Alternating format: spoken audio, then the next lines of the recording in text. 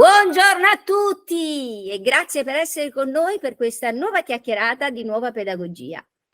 Oggi abbiamo l'onore di avere uno scrittore che insomma reputo mio amico, che è Salvatore Uroni. Ciao Salvatore! Ciao Adele, grazie a te, grazie a Nuova Pedagogia per avermi accolto con questo sorriso smagliante che a me non può che fare piacere e rendermi ancora più sereno durante la nostra intervista, e quindi bello e grazie a tutti gli ascoltatori che in questo momento magari sono in ascolto e sentiranno ciò che tu hai da dire e ciò che io ho da dire sul romanzo che ho scritto.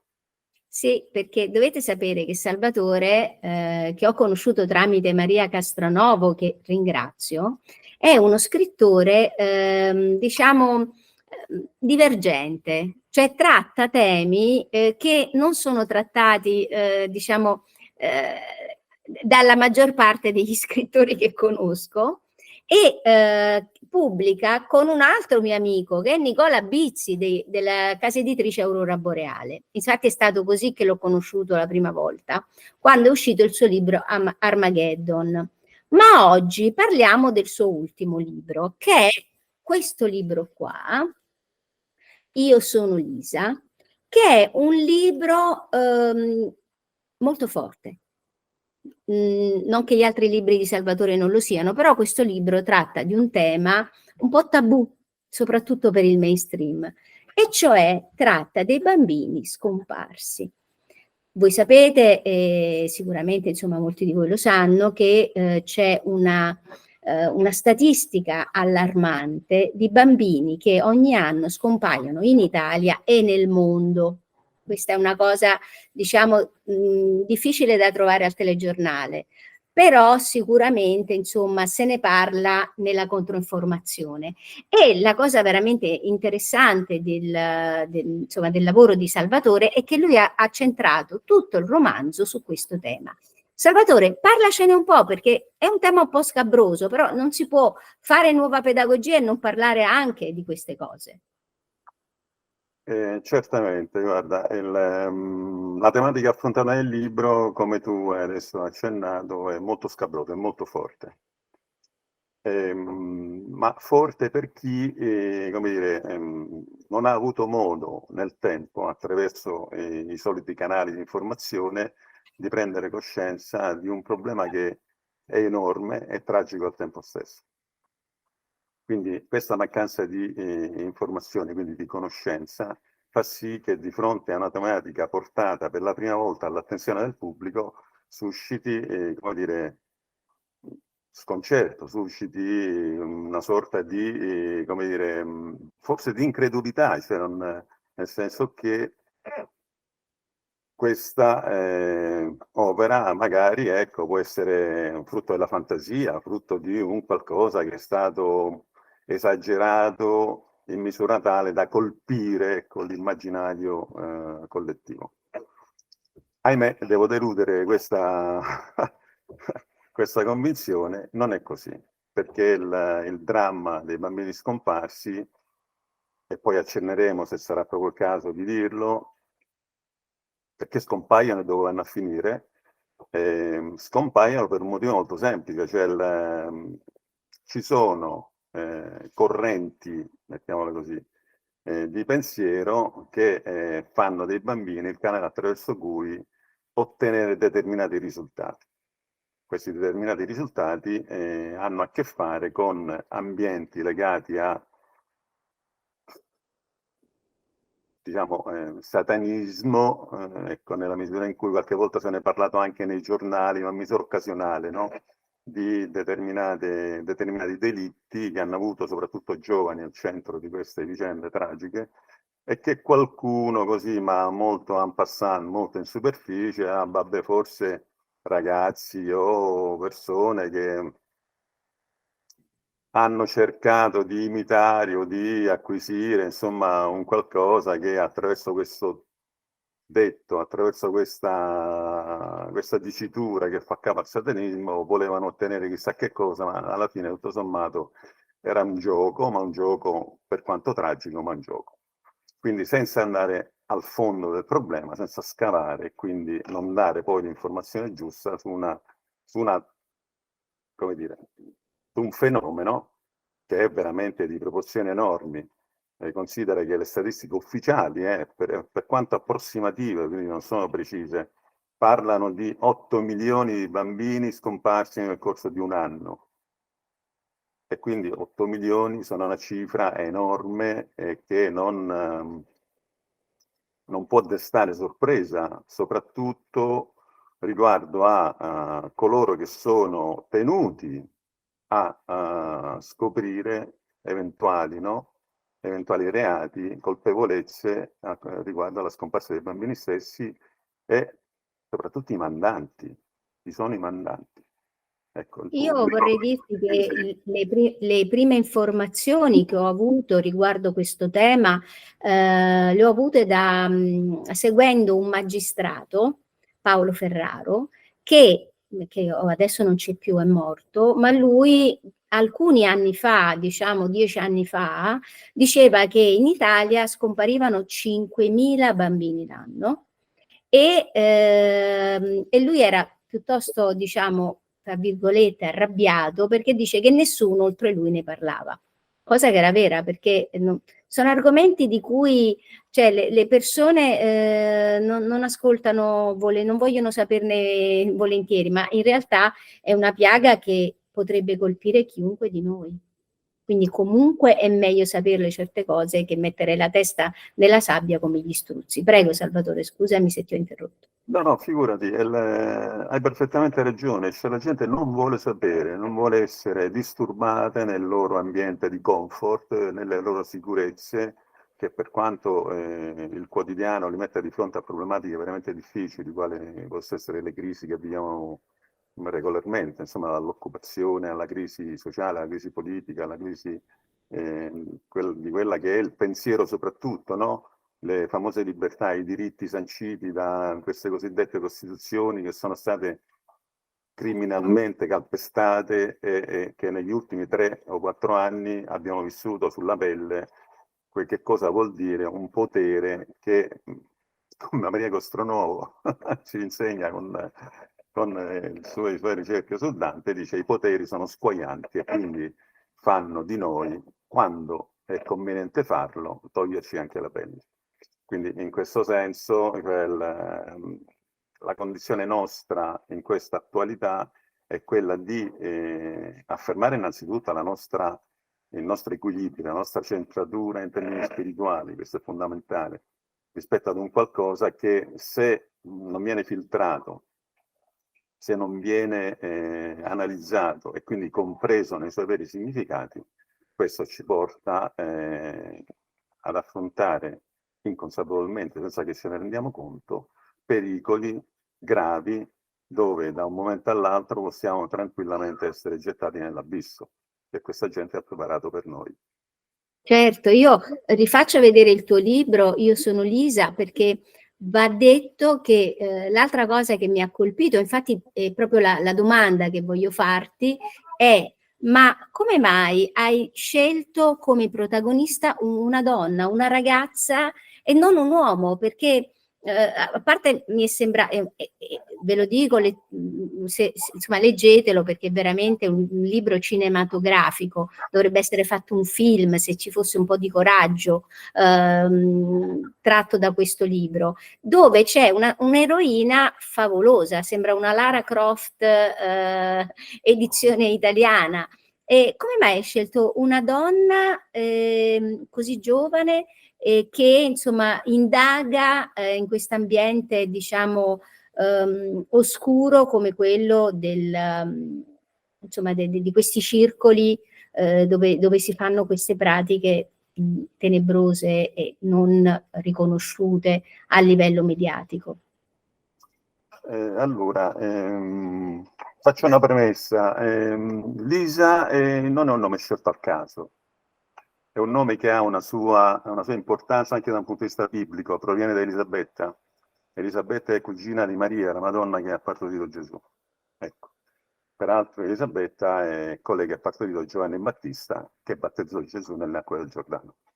Quindi già di suo ha un portato mistico, religioso e significati simbolici molto importanti che determinano una sua funzione, per quanto inconsapevole nel romanzo.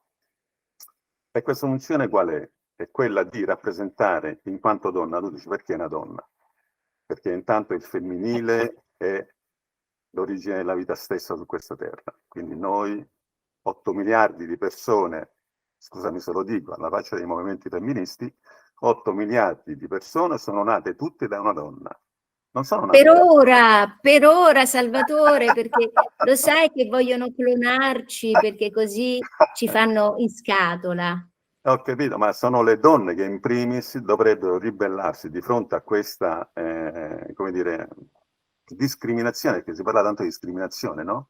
E quindi questa totale emarginazione della figura femminile quale fonte della vita, dono di Dio peraltro, quindi questo co-creatore insieme a Dio della vita, emarginati, messi all'angolo da cosa? Da una macchina. Da chi? Da uomini, ma certi tipi di uomini, certamente non tutti gli uomini, che hanno, come dire, impostato e regolato la propria esistenza in quanto adoratori di un Dio personale che con il Dio dell'amore non ha nulla a che fare, ma un Dio che preferisce il sacrificio dei bambini, il famoso Moloch fenicio, che ancora oggi esiste, c'è Sì, e sì. viene adorato. E quindi in particolari ambienti viene adorato addirittura con sacrifici umani, guarda caso di bambini.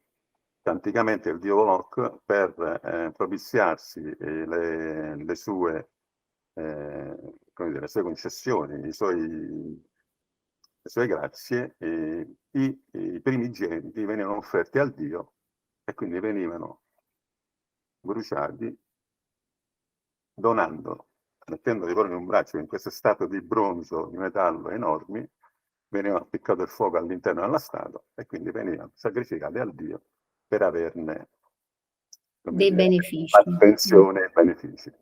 Quindi Mm. ancora oggi in questi certi ambienti c'è questa modalità, esiste e viene praticata.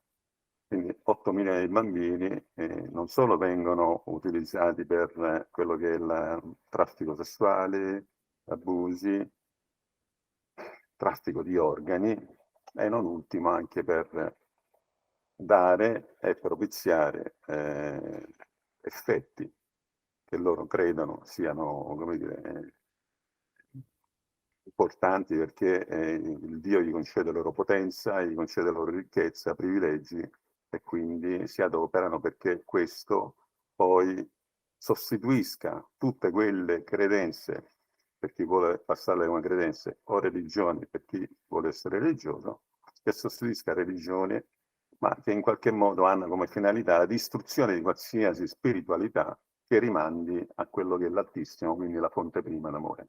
Quindi un mondo privo d'amore, un mondo privo di qualsiasi possibilità per l'essere umano, cioè noi, di avere un rapporto che conceda a noi la libertà di guardare il cielo, le stelle, la luna e il cosmo intero con quella meraviglia che manifesta la presenza di Dio così com'è, cioè il Dio d'amore che ha creato ciò che siamo e ciò che ci ha donato in questa terra che se fosse, come dire, trattata con quell'attenzione, con quella cura, con quella delicatezza, con la quale poi Dio stesso ci ha dato il mandato, cioè abbiate cura di ciò che vi do.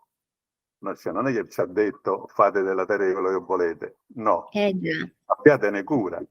Quindi mi pare che questo sia stato ampiamente surclassato e non rispettato. Quindi Io ho ancora due velocissime domande perché siamo quasi in chiusura. La prima è, vista tutte le peripezie che attraversa Lisa, che io ovviamente non voglio spoilerare, se non hai anche tu avuto timore di trattare questo argomento, prima domanda. E la seconda, che cosa hai in programma, cioè se stai lavorando ad un nuovo libro, ad un nuovo tema? allora, guarda, c'è una parte del libro che esprime in una lettera il, quella è stata la situazione di una donna. Cioè le figure più importanti in questo libro sono 3 donne. E guarda caso, Lisa, un'altra persona che si chiama Sonia, che in realtà ha un altro nome, un nome che la nasconde agli occhi di chi vorrebbe farle del male, e un'altra persona che, se è un'altra donna, si chiama Inghie. Quindi Lisa, Sonia, Dinghie sono 3 personalità differenti, chiaramente, che manifestano 3 modi di essere, 3 modi di praticare la loro esistenza in questo mondo in determinati modi. E quindi, soprattutto nel passaggio che vede Sonia confessare a Lisa la sua problematica, la sua sofferenza, ecco, io ho sentito la necessità, quando ho iniziato a scrivere il libro, di affidarmi veramente con tutto il cuore alla Madonna e di avere a protezione San Michele Arcangelo. Infatti nell'incipit del libro c'è l'immagine di Raffaello, dell'Arcangelo Gabriele, che cala dall'alto e con la spada poggia il piede sul demone e lo controlla. Quindi ho sentito il bisogno di essere, come dire, protetto da forze che non sono di questa terra, ma sono forze spirituali, e quindi proseguire in questo viaggio che per me è stato molto doloroso, devo dire. Quel passaggio è stato molto doloroso, non vedevo l'ora di finirlo. Allora, in questo senso, Lisa stessa è un personaggio che mano a mano, andando avanti nella sua indagine, acquisisce una consapevolezza e come dire, è una possibilità di emanciparsi da degli stereotipi, luoghi comuni, no? Che fanno della donna, oppure delle conoscenze che abbiamo, un qualcosa che è un po' lontano da quello che è una spiritualità profonda che ti connette con tutto il resto. Quindi lei, avanzando in questa indagine, aumenta mano a mano la possibilità di confrontarsi con il cosiddetto male, e attraverso il male acquisisce sempre di più la possibilità di conoscersi e di mettersi, come dire, in mostra, non solo da un punto di vista fisico, ma anche da un punto di vista spirituale, acquisire quella conoscenza di sé che prima non aveva. Quindi è un percorso, diciamo, iniziatico quasi, no? Dove parti per raggiungere un traguardo dove alla fine non sei più quelli che eri quando sei partita, sei un'altra. E quindi un arricchimento in termini spirituali. Ci dicevi tu un altro libro? Sì. A cosa stai lavorando? Un altro libro, sì. Questo libro è invece ambientato, come dire, storicamente ambientato. Quindi anticipo il titolo, ma solo il titolo: La Luna e l'Impero. La Luna e l'Impero è un libro appunto che rimanda a un passato che ha i suoi fondamenti su un lato scientifico, perché ci sono teorie scientifiche che dimostrano, quantomeno lo studioso che le ha prodotte, lui dimostra che in realtà la Terra, così com'è, è la quarta Terra, perché le ere, la prima, la seconda e la terza, questa è la quarta era, sono state intervallate dalla caduta della Luna sulla Terra. E questa non è una teoria peregrina, ci sono correnti di pensiero che affermano una cosa di questo tipo. E quindi io ho, come dire, ambientato il romanzo, appunto, La Luna e l'Impero, in un contesto dove l'ultima civiltà esistente sulla Terra, la civiltà atlantidea, nel suo sviluppo finale, attraverso i personaggi, vive, diciamo, le ultime, come Pompei, gli ultimi giorni di Pompei, Atlantide vive gli ultimi giorni, però attraverso le vicende di questo personaggio, che è il principe figlio del re all'epoca regnante su Atlantide, e quindi lui, curioso com'è, per quanto giovane, è un ventenne, si avventura non solo in quelle che sono le sue prerogative di principe e comunque anche di comandante militare, quindi affrontare comunque in quel percorso i pericoli a cui si troverà di fronte, ma anche ad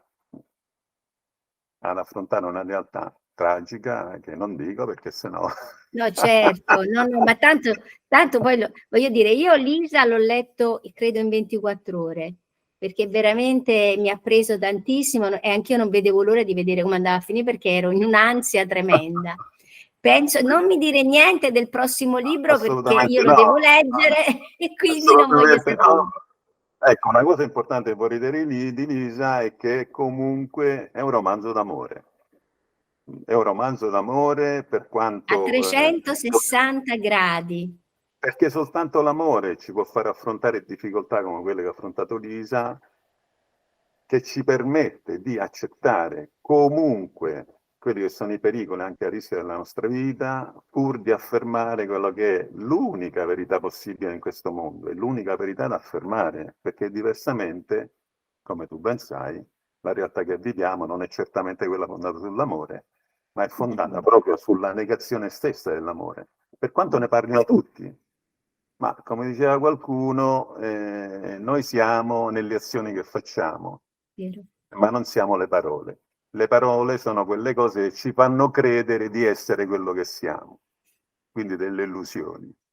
Quindi ecco, noi viviamo in un mondo di illusioni che soltanto l'amore può svelare e soltanto l'amore può oltrepassare abbattendole, fondando quella nuova pedagogia, quel nuovo mondo a cui tutti aspiriamo sicuramente e che sono certo, di questo ne sono certo, così come dicono i miei libri, avverrà di sicuro alla faccia di tutta questa gente che non vuole.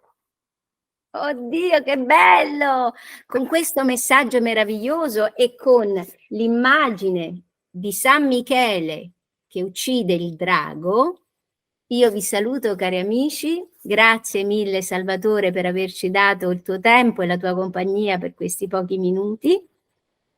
Io E ringrazio te e Nuova Pedagogia, ringrazio gli ascoltatori che hanno avuto, mi hanno dato la possibilità di esprimere con te quello che nel romanzo viene affermato e detto, quindi l'unica verità possibile, cioè amore, amore, amore. sì, è anche verità, è un'altra parola molto importante per noi nella La nuova verità. pedagogia. Esatto. Per cui una volta che avrete letto il libro, che io mi auguro veramente che prenderete perché è un libro straordinario, lasciateci dei commenti, fateci sapere che cosa ne pensate, perché chiaramente sia a me che ho proposto il tema che a Salvatore sicuramente farebbe piacere avere un riscontro. Arrivederci allora a tutti, grazie Salvatore, ci vediamo con la prossima chiacchierata. Arrivederci. Arrivederci, grazie a te, grazie a Nuova Pedagogia, grazie agli ascoltatori.